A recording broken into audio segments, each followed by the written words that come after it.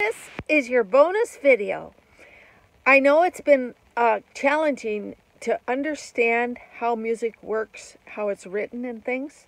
So I'm making an effort to help you understand it. Now, you know how different letters have different sounds in the alphabet, like A, you can say it two ways, A and Ah.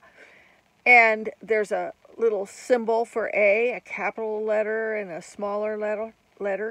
It's a language, and the letters together form words. Well, the same with music. Music has an alphabet. It goes from G, A, B, C, D, E, F, and then it repeats itself. G, A, B, C, D. But each of those notes can either be sharp or flat. And right now, we're just going to worry about the natural notes and how they look on the staff.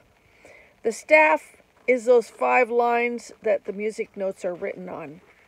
Now, music notes, they had to have some way to alphabetize them. Like when you look at the staff, there's got to be some representation of the tone, the sound of a G note.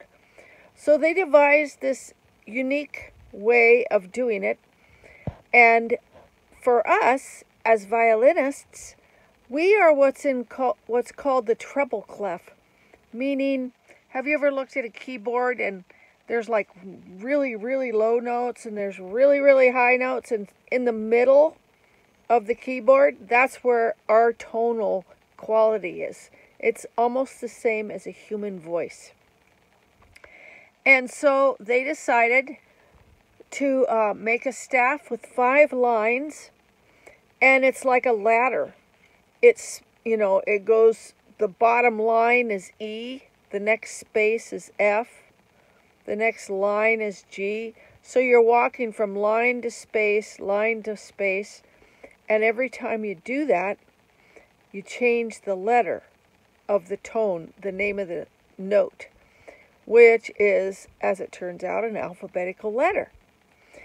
And being violinists, we have something unique because the G string is below that treble clef, below that staff, and the E string is above the staff. So they start writing lines to represent the notes above and below. Now I'm going to turn this onto this little music thing I made you, and hopefully it will make sense if I can do it. I don't know what happened to the little camera that lets me turn it around. It's gone. Well, I'll do this in a 2-part. Bye. Okay, so here we are at the staff. These 5 lines are the staff. And this is the treble clef that denotes the area of music, the tonal quality. There's other clefs, like for cellos and really low instruments. And this is where the key signature is. And remember, I told you there's sharps and flats and the different scales. And the key signatures are families of notes that are related together in a group. And that's all you need to know about that so far. And it just turns out that the first string on our violin is a G string. And the G string and the G, scale has 1 sharp. It's F sharp. And it's a rule, when you're in the key of G and you're playing the scale of G, you begin on the note G and you end on the note G. And it's the typical major scale. Do, re, mi, fa, sol, la, ti, do. It's got a certain sound to it. I'm sure you've heard that before. And so in music, there's key signatures, there's notes, and there's rhythm. And the rhythm is denoted by what types of notes that they write on the staff.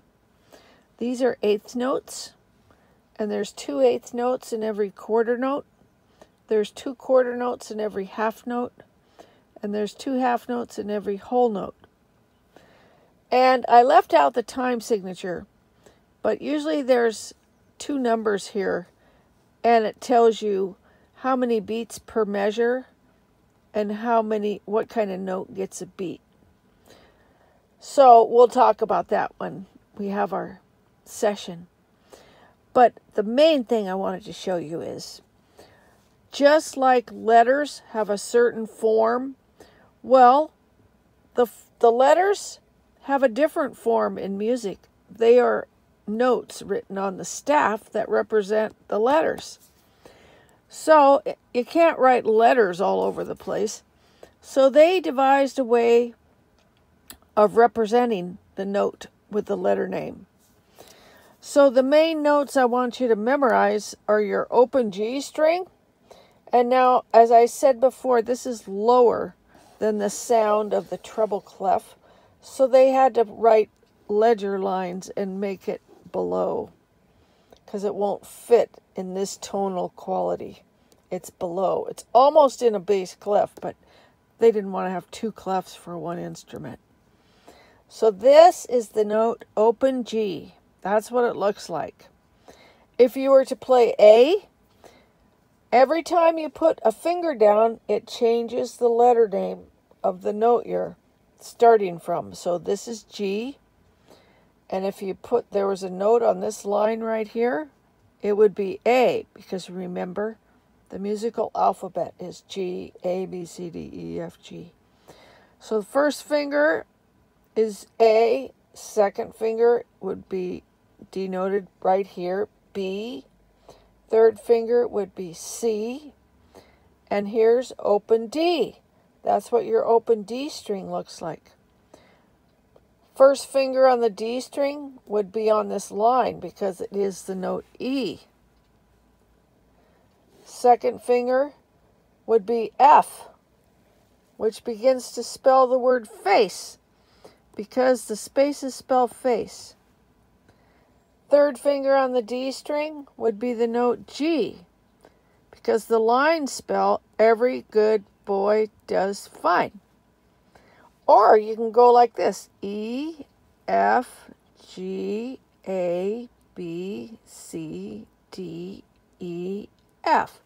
It's like a ladder. It goes in alphabetical formation, G to G. Your open A string looks like this because that's the note that represents the tonal quality of A. If you were to put your first finger on the A string, it would be the note B. If you were to put your second finger on the A string, it would be the note C. If you were to put your third finger on the A string, it would be the note D. And now we're to open E. And I didn't write those up there, but I will, and I'll send you this little thing that I wrote. Now the thing is, it just takes time. You can't learn it all in a day. But the thing to remember is start to recognize what part of the staff your open A, your open E, your open D, and your open G is. Because there's a trick with the violin in first position. If the notes are on a lines, it's first and third finger on every single string. If the notes are on spaces, it's either open or second and fourth finger is the same as open. But second and fourth are open. So there's a pattern. So once you start to recognize what part of the staff your string is, the one you're playing on in your song, and then if you see it's a line and it's right above the open A, you realize, oh, that's my first finger. It all starts to make sense. It takes a while because you're correlating a lot of different information. You're correlating how to maneuver your bow, which fingers to press down, and which string to put your bow on, what these notes represent, what their rhythm is, and what note this represents on your violin. So it's a big challenge for the Brainio. But I know you can do it. So I hope this helps. And I will take a picture of this and email it to you. And if you have any questions, you can ask me. All right. I'll look forward to seeing you Tuesday. Bye.